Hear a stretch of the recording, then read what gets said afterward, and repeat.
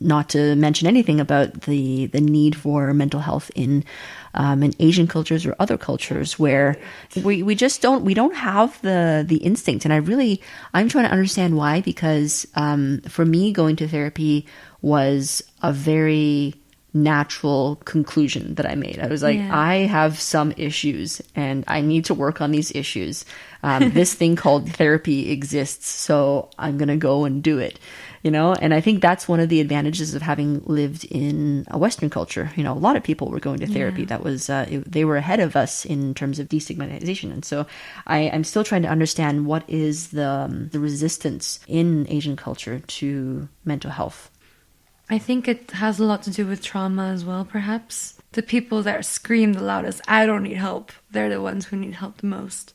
But somehow confronting everything is so difficult, Yeah. I think that's why a lot of people live in denial. Yeah, it's like once you start looking at one thing, it's like you start cleaning your closet and you're like, oh, I was just going to do this one thing. And then one thing leads to another. And then before long, you've got everything on the floor. You're like, wow, I didn't know I had so much. Absolutely, yeah.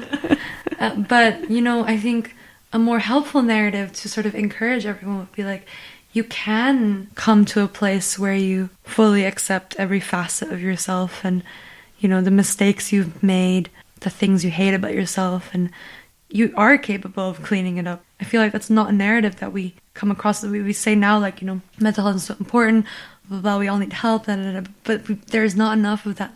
But we can get to a place where we are much better and it's not so painful and it's not so scary to look at all these things, and it can make us better people. It can make us better people to the people around us too, and that's so valuable. If not for yourself, do it for the other people around you. Yeah, excellent point. Yeah.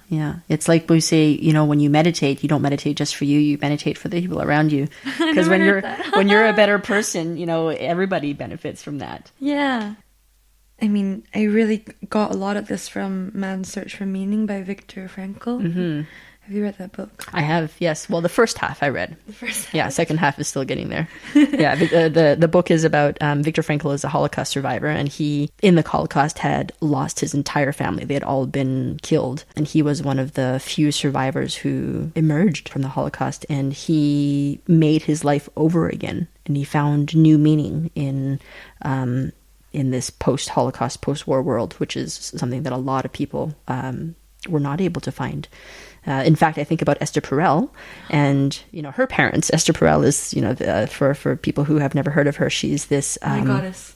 Yeah, she's a relationship coach. She's a sex therapist, and she was the daughter of Holocaust survivors. And she says that there are some people who come alive again, and there are some people who simply are not dead. And Viktor Frankl, to me, is a man who came alive again and simply didn't just continue to not be dead after the Holocaust. Mm. And he absolutely attributes that to, the search for meaning in the human life, which can be found in vocation or sort of like a higher mission of yours, or it could be found in, the relationships that you attain. And like, these are the people who lived, after the Holocaust and during, when they were still in concentration camps. And the final one being, people who were able to eat bitterness, people who were able to make meaning, but not just eat bitterness, make meaning from the suffering that they had. And sort of, that in itself is meaning. And when I was very, very, very depressed in London, I think this book was really one of the only things that got me through. I found a sort of solace in, this kind of thing of not just there's always someone who has it worse than you, because I don't like to think about it in this way, but it's looking at people who have gone through, unimaginable atrocities and have come out of it alive, and I find so much respect in that. I find so much meaning in that, and it was very comforting to read that, and that's sort of my life philosophy at the moment. I feel like when people meet me for the first time, a lot of people tend to romanticize and glamorize the fact that I lived in so many countries, they were like, wow, you must be so open, so adaptive, so, socially like great, and you must have know so much knowledge. And I'm like, yeah, like, absolutely. Which is true, yeah. Yeah, and I feel that, and I'm proud of that, but you have no idea what I had to go through for that. You have no idea that, like, I had to fight to have a home, and I kept losing it over and over again wherever I built it.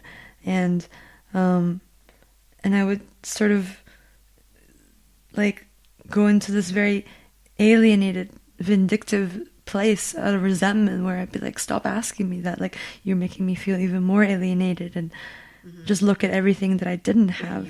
And nobody really truly like knowing what it was like to sort of face the barriers that I had faced, because I couldn't go back to my family in China or Taiwan. Either way, I had to apply for a visa to go there as well. I was only allowed to be there for a maximum of 30 days. So the only place I could go to is Malaysia, which I haven't lived in and feel so culturally disconnected with, and I haven't been there since I was 12. Like, the only sort of people that I found solace with was with a lot of people who had refugee status and had been displaced. I was sort of able to look at them with admiration and respect and go like, okay, if you can do this and go through much worse than me, I very much can as well. And I think that was also what drew me to working with people who had refugee status. And you spent some time visiting a refugee camp some years ago. Yeah, so in 2016, my ex-boyfriend took me to Calais, which is a refugee camp between France and the UK, in France, on the border. And it was a temporary home, to more than 12,000 asylum seekers from many different countries, Syria, Sudan, Ethiopia, Afghanistan, etc., who are trying to get to the UK or trying to apply for asylum in France. And I sort of went there, as a filmmaker, and not having much knowledge about why people were leaving their countries, etc. From there, going on a long sort of like few-year journey of like really like getting into politics with those people. I was volunteering in Calais. I volunteered in Athens. I went to Beirut and worked with a refugee school there. I came to Berlin and shot a documentary in a refugee camp here. I became obsessed, and what I had very little knowledge about was the fact that I was obsessed with this because I could somehow relate to displacement.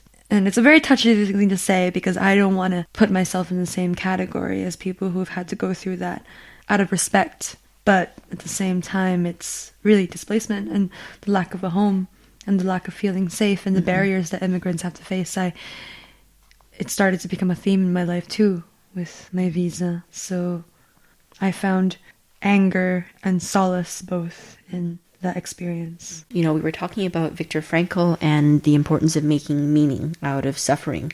What's been the meaning that you've been able to derive from the suffering that you've gone through?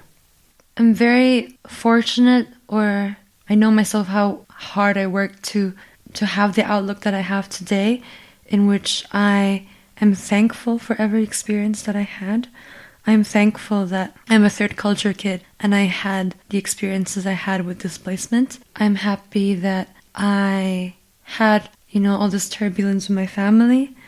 I'm happy that I had to go through abandonment because it gave me so much empathy. I feel like I can sit down with most people I meet nowadays and really hold space for their experiences, whether they've gone through different things that I hadn't gone through, whether it's sexual assault or so many different things, and I'm able to sort of touch upon the basic feelings of fear and isolation and loneliness and knowing what it's like to be in a very dark place. And I'm able to, listen to people, acknowledge them, and give them like warmth and love and hugs and light. And I really value that. And as something that was always very helpful for me that no one ever taught me, I just kind of like made up myself, was when I am in a dark place, I would write a letter from my future self to myself today. At the I've done present that moment. too. Really? Yeah. Yeah. Where did you learn how to do that?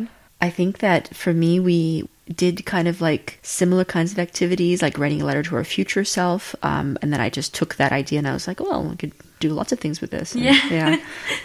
Absolutely. I journaling really helped me like sort of process everything that I had gone through and make meaning out of it. And I think a lot of the time I would write from my future self to my current self and say, I know you are terrified. I know that, you know, this pain seems like it'll never end, but it's going to help you in the future. It's going to prepare you for living your life to the fullest and reaching your sort of higher potential as a person, whether that's, you know, in relationships or my career or, you know, living the life that I want to live, like with the adaptation skills that I need. So this was always, I think, something that gave me a lot of comfort. Like, okay, I may not see where this ends. I may still feel suicidal, but I know that there's going to be some meaning behind it afterwards. I want to send a hug to all Asian people out there. I want to send a hug to all the third culture kids out there too. I really deeply feel all of you, and you know, all of our journeys are very different, but they're also very connected. And you know, you're not alone, and you will find a way to work through this. Keep looking for meaning in things, keep expanding outside of yourself, and keep asking more questions, and things will make sense. As third culture kids, I think we often find comfort in being the outlier.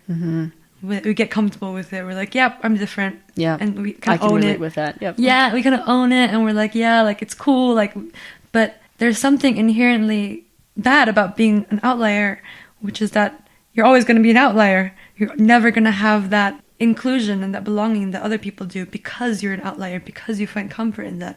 And that really like just jabbed in my heart on another level. But I feel like we can make something out of it. We can find other outliers too. We can form a whole community of them. We can turn that into a strength. And I really come to a place in my life where I believe in that now. And I would add on to that, which is that, yes, we can certainly find belonging in all the other outliers, you know, kind of like the Breakfast Club, or kind of like the X-Men, if you want to be a science fiction nerd. Like we all have our special powers. I found also that I don't mind being an outlier so much anymore, because I also, over the years, have just grown really comfortable with who I am. Yeah. And so I'm always coming back to myself, no matter where I am in the world.